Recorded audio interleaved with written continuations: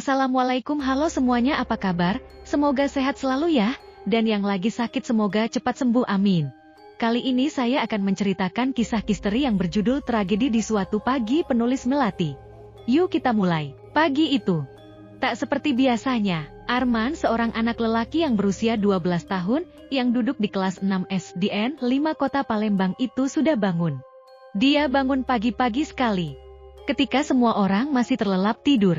Arman merupakan anak tunggal dari Pak Samsir dan Ibu Dias. Pukul 4 pagi lewat 30 menit WIB pagi hari ini ia sudah bangun, padahal biasanya ia selalu bangun kesiangan. Namun tidak dengan pagi ini, hal itu membuat ibunya teramat heran.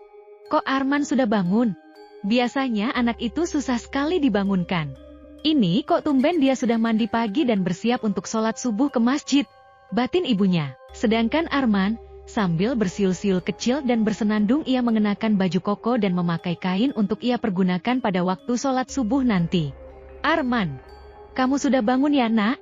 Kok tumben ya anak ibu rajin amat pagi ini? Ada sesuatu yang ingin Arman kerjakan hari ini, hingga pagi-pagi begini sudah bangun? Oh, ibu. Iya bu, hari ini Arman gak ada rencana kok bu. Hanya ingin mencoba bangun pagi saja biar sehat dan segar. Alhamdulillah. Anak ibu mau berubah, mana mau sholat berjamaah lagi di masjid.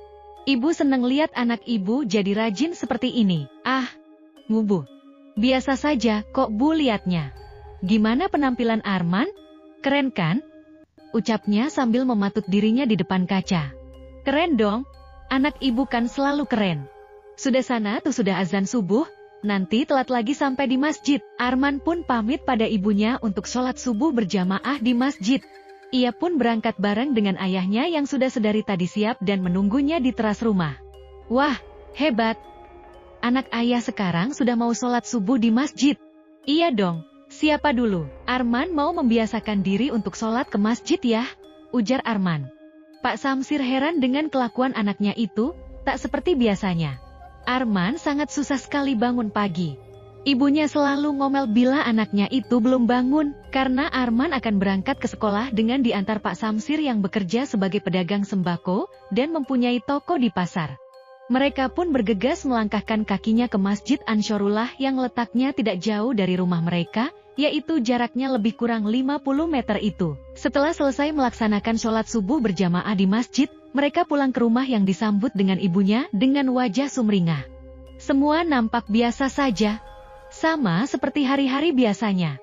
Pak Samsir selalu mengecek kendaraan yang akan beliau pergunakan. Istrinya Bu Dias sibuk mempersiapkan sarapan pagi, dan Arman bersiap-siap untuk berangkat ke sekolah. Lalu ia berganti pakaian dengan mengenakan seragam merah putih. Saat dirinya sudah berseragam sekolah, ibunya memanggil untuk segera sarapan pagi. Arman, ayo sarapan dulu. Ibu sudah membuat nasi goreng kesukaanmu dengan telur ceplok. Yuk mari. Sini makan. Maaf bu, Arman sudah kenyang. Semalam Arman makannya banyak. Habis ibu masaknya enak banget sih. Jadi Arman makannya nambah. Hingga pagi ini perut Arman masih kenyang bu. Ya sudah kalau masih kenyang. Ini ada roti, sudah ibu siapkan buat bekal kamu di sekolah nanti, biar bisa dimakan saat jam istirahat di sekolah. Baik bu. Arman bekal roti saja bu, biar nanti nggak kelaparan di sekolah, karena tidak sarapan. Kemudian Arman menemui ayahnya yang sedang menyiapkan kendaraannya itu. Lalu ia berkata pada ayahnya, "Ya, hari ini Arman perginya jalan kaki saja ya. Arman ada janji dengan Riko, mau menjemputnya. Kita ada tugas dari sekolah, untuk membuat prakarya.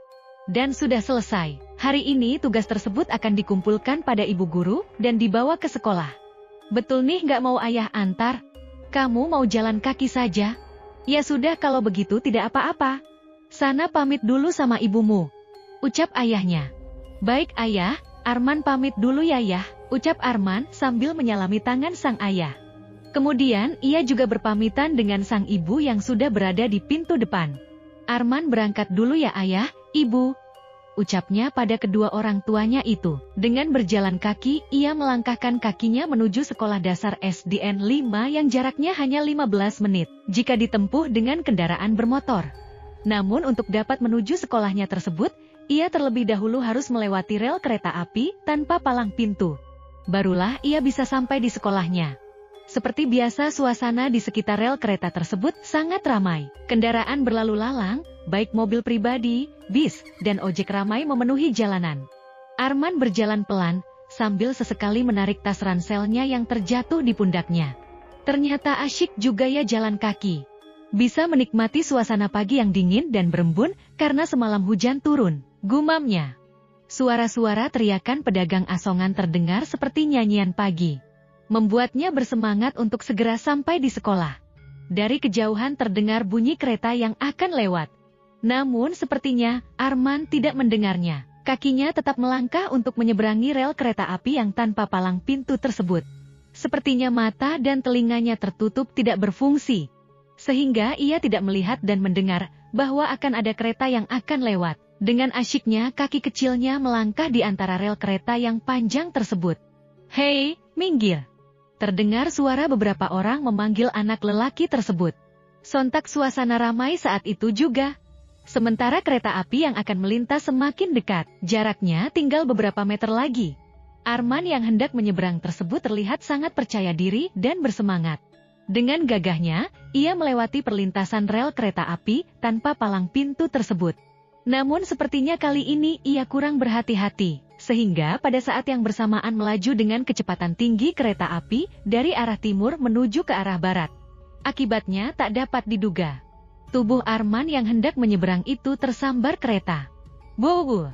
Tubuhnya terpental, kepalanya pecah, darah pun berceceran. Tubuhnya terseret kereta api beberapa meter sebelum jatuh ke tanah. Tubuh Arman yang jatuh ke tanah itu sepertinya remuk. Isi tas yang dibawanya berhamburan. Buku-buku, hasil prakarya, dan bekal roti yang dibawanya hancur berantakan. Tragis sekali. Allahu Akbar, teriakan orang-orang yang melihat peristiwa itu. Ya Allah, ada yang tertabrak kereta. Korbannya anak laki-laki. Tampaknya korban tidak selamat dan meninggal di tempat. Teriak mereka yang menyaksikan kecelakaan tersebut. Sementara ayah dan ibunya di rumah tidak mengetahui kalau telah terjadi sesuatu dengan anak mereka. Namun ibunya Arman sepertinya merasakan firasat yang begitu kuat. Hatinya mendadak terasa tidak enak. "Arman!" teriaknya. "Ada apa, Bu? Kok mendadak memanggil anak kita?" "Entahlah, Pak. Perasaan ibu tiba-tiba mendadak tak enak ya, Pak." "Tak enak gimana maksudnya, Bu?" "Iya, Pak. Ibu takut terjadi sesuatu dengan anak kita Arman, Pak." "Sudah. Kita berdoa saja, Bu, supaya tidak terjadi sesuatu dengan Arman." Namun takdir berkata lain. Buah hati mereka, si anak tunggal, harus meregang nyawa tersambar kereta pagi itu. Orang-orang yang berada di pinggir rel kereta semua panik. Tubuh kecil Arman yang berbenturan dengan badan kereta api bukanlah tandingan. Sedangkan kereta api tersebut tidak dapat langsung berhenti, membutuhkan waktu beberapa saat. Barulah kereta bisa direm atau dihentikan. Dan segera saja orang-orang melaporkan kejadian tersebut kepada pihak petugas di stasiun kereta api yang terdekat. Tanpa dikomando, semua orang yang menyaksikan peristiwa itu beramai-ramai mendekati mayat Arman yang menjadi korban. "Bagaimana ini? Sudahkah ada yang melaporkan kejadian ini?" tanya seseorang yang ternyata diketahui bernama Pak Hairul. "Sudah, Pak. Petugas dari stasiun kereta api yang terdekat sudah tahu dan sekarang mereka sedang menuju kemari," sahut Maman, seorang pedagang asongan yang biasa berjualan di area tersebut. "Sekarang kita coba periksa tas korban. Siapa tahu kita mendapat petunjuk siapa identitas korban," ucap Pak Hairul lagi. Beramai-ramai mereka memeriksa tas sekolah milik Arman. Sebagian isinya sudah berhamburan. Buku-buku sekolah, hasil prakarya yang akan dikumpulkan hari itu, serta bekal berupa roti yang sudah dipersiapkan oleh ibunya pagi hari tadi sudah tak berbentuk lagi. Mereka tinggal mendapati baju seragam untuk berolahraga di sekolah, buku notes yang sering digunakan untuk membuat catatan, serta sebuah kotak pensil yang telah rusak.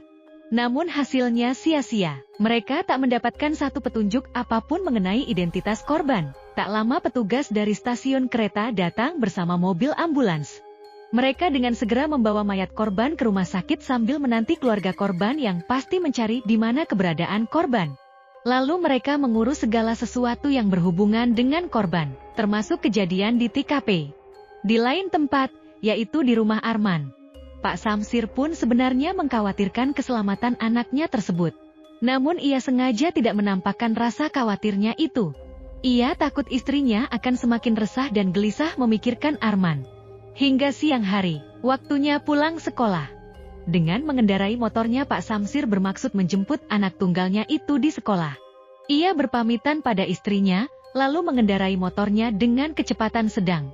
Ia pun hendak melalui rel kereta api tanpa palang pintu tersebut. Ketika tiba-tiba ia mendengar orang-orang ramai membicarakan kecelakaan kereta api yang menewaskan seorang anak laki-laki yang terjadi pada pagi hari tadi. Benar sekali, Pak. Saya lihat sendiri korbannya langsung tewas di tempat.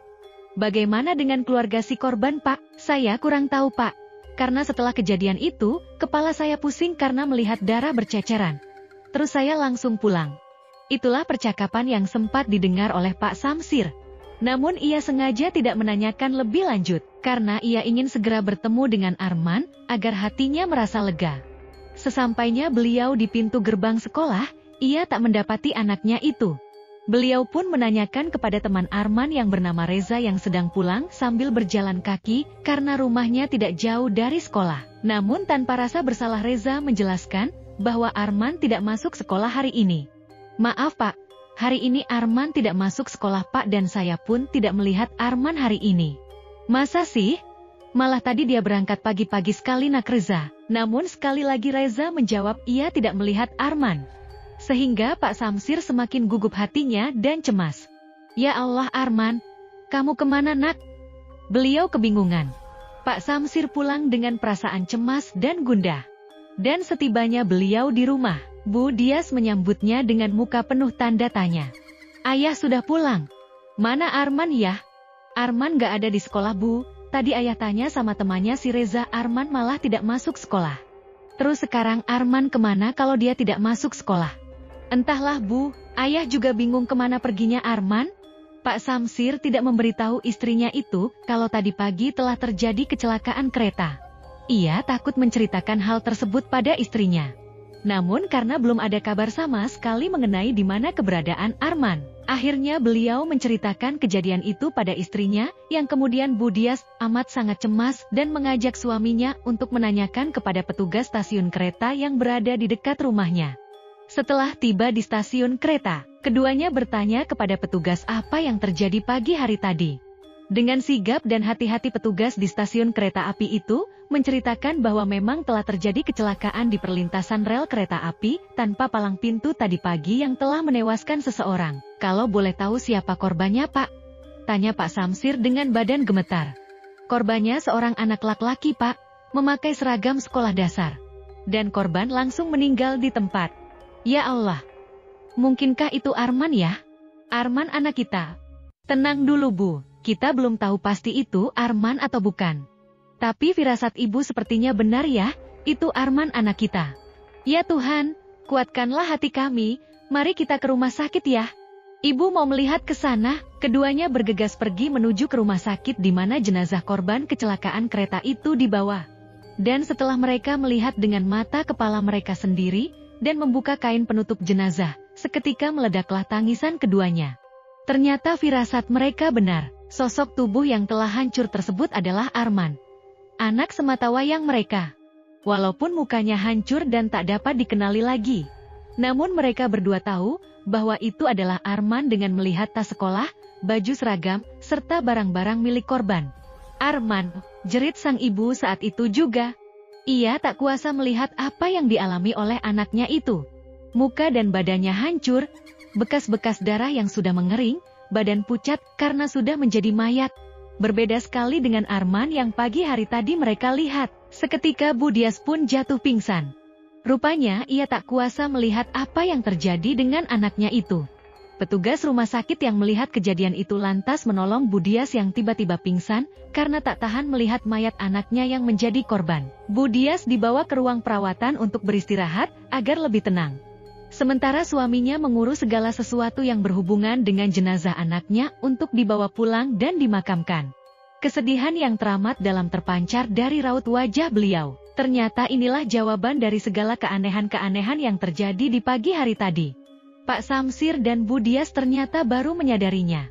Arman, yang tak biasanya bangun pagi dan sholat ke masjid itu hari ini tampak bangun pagi dan sholat di masjid. Ia juga tak mau diantar oleh ayahnya ke sekolah, ia ingin berjalan kaki. hal-hal yang tak pernah ia lakukan. Ternyata hari itu adalah hari terakhir Arman hidup di dunia. Ternyata Allah lebih sayang padanya, sehingga ia harus pergi secepat itu. Arman dimakamkan dengan diiringi derayan air mata dan isak tangis keluarganya. Dihadiri pula oleh teman-teman sekolah dan para guru yang menyayanginya. Sungguh tragis sekali. Arman si anak manis itu harus meninggal dengan cara seperti itu. Umur manusia tak ada yang tahu. Rezeki, maut, jodoh, hanya Allah yang tahu. Selamat jalan Arman. Al-Fatihah untukmu. Tamat. Nah guys, sampai di sini dulu ya ceritanya. Jika kalian suka sama ceritanya silahkan subscribe, like, dan share ya. Enggak lupa juga aktifkan lonceng notifikasinya agar kalian enggak ketinggalan cerita misteri lainnya. Makasih guys.